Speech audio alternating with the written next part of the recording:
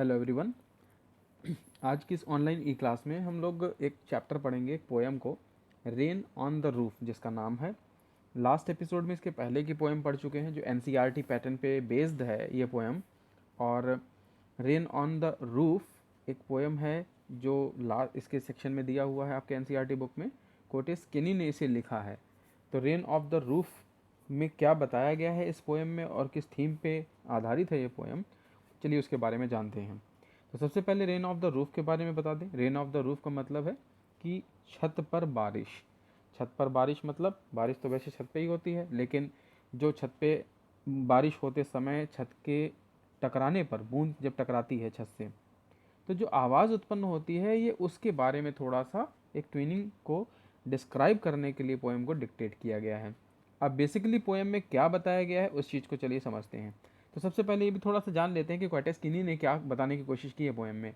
Poem में basically इन्होंने ये बताने की कोशिश की है कि बारिश की जो बूंदें हैं जब वो छत पर या किसी टीन शेड पर या किसी झोपड़ी के जो ऊपरी रूफ होता है उस पर टकराती हैं, तो उससे जो आवाज़ उत्पन्न होती है वो इनको बड़ी सुरीली लगती है और बहुत अच्छी लगती है। उससे इनको पुरानी कुछ यादें ताज़ा हो जाती हैं, कुछ चीज़ों को ये पीछे ध्यान करते हैं, तो इन्हें बहुत सी पीछे की जो यादें इन्हें आती हैं तो इन्हें बहुत अच्छा लगता है उस बारिश की बूंदों को सुनते हुए। तो उन्हीं के बारे में ये बताया गया है। तो पोएम कुछ इस तरह से शुरू है कि when the humid shadows hover. Humid का मतलब होता है आर्द्र, नमी होना या काले बादल होना जो पानी से भरे हुए होते हैं। तो वो शेडोज यानी जब मंडराते हैं काले बादल बन के, हॉवर, हॉवर का मतलब मंडराना होता है, शेडोज का मतलब परछाई, तो वो जब परछाई बन के इस तरह से बादल आते हैं पानी से भरे हुए, मंडराते हैं, तो इस तरीके का एक सीन बनता है कि बारिश होने वाली है। ओवरऑल द स्टारी स्फीयर्स, कि ओवरऑल यानी संपूर्ण पृथ्वी पर, स्फीयर्स का मतलब यहाँ पर पृथ्वी है, स्टारी का मतलब तारों से भरी हुई।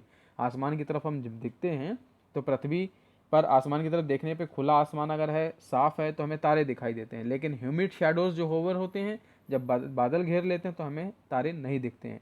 तो पूरी पृथ्वी पर यह सीन दिखाई देता है, यानी चारों तरफ यही दिखता है कि बादल ने घेर लिया है बरसने के लिए। एंड द मिलानकली डार्कनेस, और यह पूरी की पूरी जो डार्कनेस है वो उदासी में भर गई है। जब बादल घेरते हैं तो कुछ लोग कहते हैं कि उदासी सी ये नजर आने लगती है, यानी कि बादल घेरना मतलब विपत्ति आने जैसे समय को माना गया है, इसलिए मिलानकली कहा गया है। मिलानकली का मतलब होता है उदासी होना या दुख होना। डार्कनेस, अंधेरा छा जाता है। जेंटली वीप्स इन रेनी टीयर्स, और तुरंत ही ये जेंटली वीप्स यानी बड़ी विनम्रता के साथ धीमे धीमे गिरना शुरू होता है। वीप्स यानी रोने लगता है, इन रेनी टीयर्स जिन्हें बारिश की बूंदों की तरह से नीचे आता है। तो अक्सर करके हम लोग मजाक में ये बात कहते हैं ना कि बारिश हो रही है तो मतलब ऊपर से भगवान जी रो रहे हैं, आसमान से जो है पानी गिर रहा है तो आंसू गिर रहे हैं, इस टाइप से हम लोग कहते हैं। तो ये कुछ सीन उसी चीज़ को थोड़ा सा इन्होंने एक मजाकिया लहजे में एक्सप्लेन करने की कोशिश की। तो ये बताया है कि जो जेंटली वीप्स इन रेनी टीयर्स, जो बारिश की बूंदें जब नीचे आती हैं तो बड़ी विनम्रता के साथ नीचे गिरती हैं। What a bless to press the pillow.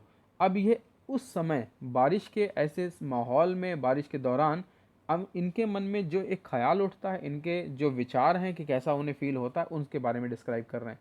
तो ये कहते हैं कि व्हाट अ ब्लिस, कितना सुखद महसूस होता है। ब्लिस का मतलब सुख महसूस होना, अच्छा लगना, कितना सुखद महसूस होता है। टू प्रेस द पिलो, तकिया रखकर सोने में, यानी तकिया रख के ये लिपट जाते हैं, पिलो का मतलब तकिया होता है, तो उसे लेकर ये चिपक कर उससे लेट जाते हैं या उसे दबाकर, तो ये फील करते हैं बारिश की बूंदों को, इस वजह से ऐसा करते हैं।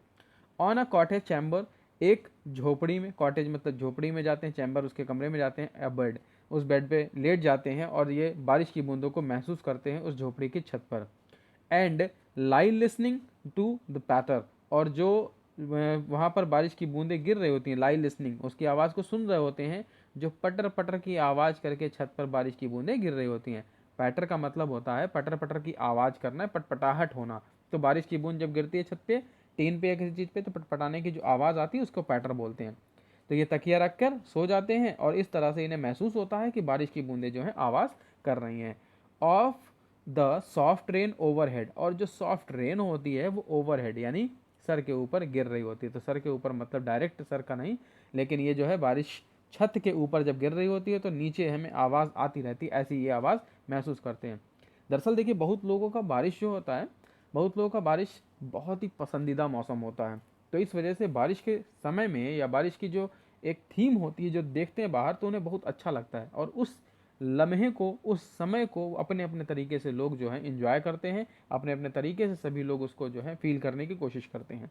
तो यहाँ पोएट ने भी अपना एक तरीका बताया है जो उनको पसंद था। फिर आगे कहते हैं every tinkle on the singles. Every tinkle, tinkle का मतलब होता है मधुर बजने वाली आवाज़, यानी जो बूंदों की टिपटिपाहट होती है तो टिप टिप को कहते हैं टिंकल। यहाँ पे उस तरीके की आवाज़ जो होती है वो, तो जब वो टिंकल गिरती है ऑन द शिंगल्स, शिंगल्स होता है लकड़ी के, लकड़ी के पटरों को, यो जो स्क्वायर शेप में हो लकड़ी के, तो वो छत उससे बनी हुई थी, तो उसी पे जब पट पट ये गिरता है, जो उसके चीनी मिट्टी के बने होते हैं, कहीं लकड़ी के बने होते हैं, कहीं किसी चीज़ के, तो चौकोर पटरे बने थे छत के ऊपर, उस पर जब बूंद गिर रही थी तो उसी की आवाज़ ये महसूस करते हैं जो म्यूजिक की तरह इन्हें लगता है। हैज़ एन ईको, जो गूंज उत्पन्न करती है इन हार्ट, हृदय के अंदर। एंड आगे कह रहे हैं कि and thousand of dreamy fancies, और इनके मन में हजारों प्रकार के, थाउजेंड मतलब हजारों प्रकार के, ड्रीमी मतलब स्वप्न आते हैं, फैंसीज मतलब इच्छाएं, यानी बहुत सी इच्छाओं के इनके मन के अंदर स्वप्न आते हैं, अलग अलग प्रकार की इनके मन में इच्छाएं उठने लगती हैं। इनटू बिजी बीइंग स्टार्ट, और यह बारिश की बूंदें बस शुरू ही होने वाली होती हैं, मतलब तेज, वो लगातार चल रही होती हैं कंटिन्यूसली, तो इनके मन में स्वप्न आता है, और स्वप्न ये आता है वो लगभग शुरू ही होने वाला था स्वप्न, और स्वप्न क्या था, एंड अ थाउजेंड रिकलेक्शंस, कि हजारों प्रकार की यादें इन्हें ताज़ा हो जाती हैं। रिकलेक्शंस का मतलब होता है यादें ताज़ा हो जाना, पुरानी यादें इन्हें सब याद आ जाती हैं, और वो सब इन्हें लगने लगता है कि अच्छा एक माहौल लग रहा है, और इसके अलावा सारी यादों को याद करके ये उस लम्हे को फील करना शुरू कर देते हैं। फिर आगे कहते हैं कि wave the ear, wave dear ear, जो हवा होती है वो उसके साथ में वेव जो है बुन दी जाती है पूरी तरह से, थ्रेड, एयर थ्रेड के साथ में, इनटू वूफ। वूफ का मतलब होता है ताना बाना, वीव का मतलब होता है बुनना, एयर का मतलब हवा, थ्रेड्स का मतलब धागे। तो हवा जो है बारिश की बूंदों के साथ में ताना बाना बुनती है। ताना बाना बुनने का मतलब यह है कि आपने देखा कि बारिश की बूंदें जब गिरती हैं तो हवा जब उसके साथ चलती है तो कई बार बारिश के जो थपेड़े होते हैं यानी आवाज़ वो कम होते हैं, फिर कई बार तेज़ होते हैं, कई बार ज़्यादा होते हैं, इस तरीके से होता है। जैसे हम झोंका बोलते हैं तो बहुत तेज़ भी कई बार आता है, बहुत स्लो भी आता है। तो हवा जैसे जैसे चलती जाती है बारिश की बूंदों का एक प्रवाह बदलता जाता है। तो वो चीज़ें ये लेखक महसूस कर रहे थे, पोएट महसूस कर रहे थे। फिर आगे कहते हैं as I listen to the pattern, जैसे कि मैं उस बारिश की बूंदों की आवाज़ सुन रहा हूँ, यानी उसकी पटपटाहट की आवाज़ मैं सुन रहा हूँ। Of the rain upon the roof, जो मेरे छत के ऊपर पड़ रहा है, जो रेन हो रही है उसकी आवाज़ को मैं सुन रहा हूँ। Now in memory comes my mother, फिर आगे कहते हैं कि अब मेरी यादों में मेरी माँ की याद मुझे आती है, यानी मम्मी की याद इन्हें आने लगती है। As she used in years agony, पहले मेरे साथ रहा करती थी। एगोनिक मतलब होता है पहले, जो पहले कभी हुआ करती थी, यानी अब इनकी मदर नहीं है, her mother, his mother is no more now, तो इनकी मदर जो है अभी के टाइम में नहीं है, यानी डेथ हो चुकी है उनकी। एंड टू आगे कहते हैं कि to regard the darling dreamers, और वो उस व्यक्ति से संबंधित थी जो ड्रीमर्स है, स्वप्न देखने वाला, यानी अपने बारे में कहते हैं, तो कहते हैं वो मेरे लिए प्रिय थी। तो वो ड्रीमर्स की, जो मैं स्वप्न देखता हूँ अच्छे अच्छे स्वप्न, तो उसके प्रिय थी वो। रिगार्ड मतलब संबंधित, डार्लिंग का मतलब प्रिय, तो वह प्रिय थी।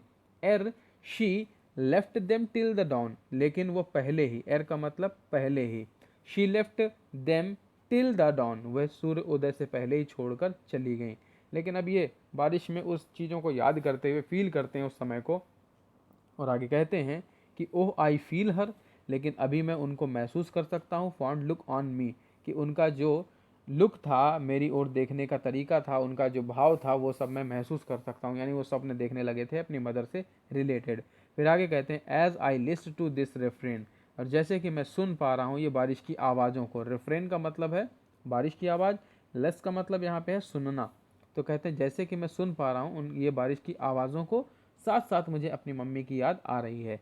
Which is played upon the shingles, जो शिंगल्स यानी लकड़ी के तख्तों पर आवाज़ ऊपर उत्पन्न हो रही, शिंगल्स का मतलब अभी बताया लकड़ी के तख्ते, तो कहते हैं कि जो सिंगल्स पर आवाज़ उत्पन्न हो रही है मैं उस पर आवाज़ को सुन पा रहा हूँ। By the patter of the rain, जो बारिश के द्वारा पैटर यानी पटपटाहट उत्पन्न की जा रही है, तो मैं उसे सुन पा रहा हूँ। तो ये थी पोएम। आई होप कि सबको समझ में आई होगी के बारे में क्या बताया गया है यहाँ पर। एक बार से मैं इसकी थीम को फिर से बता देता हूँ।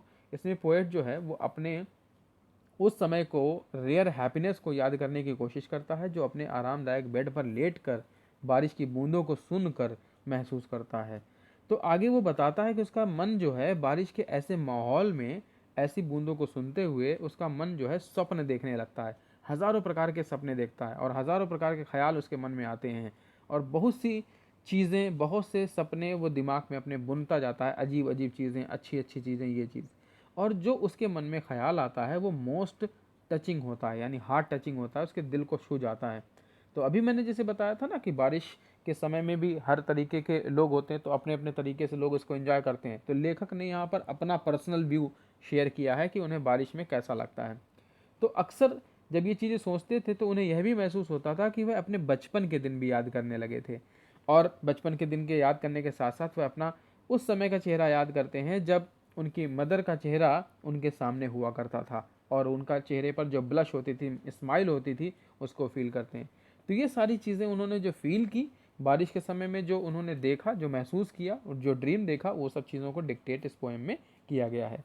तो आई होप कि सभी को पोएम अच्छे से समझ में आई होगी। जिसको पोएम क्लियर नहीं हुई हो, वीडियो को रिवाइंड करके वीडियो दोबारा देख लें, जो भी डिफ़िकल्टीज़ हो उसको समझ लें, और जो इसमें डिफ़िकल्ट वर्ड्स हैं उन्हें अपने पास लिख लें, उसको प्रिपेयर करें। इसके साथ इसका क्वेश्चन आंसर भी प्रिपेयर करें, एग्ज़ाम में बहुत पूछे जाते हैं इसके रिलेटेड चीज़ें। तो ऐसे एक नए वीडियो और नए लेक्चर के साथ नेक्स्ट ई लर्निंग सेशन में फिर मिलेंगे। तब तक के लिए stay happy, stay safe and keep watching Ashutosh sir channel.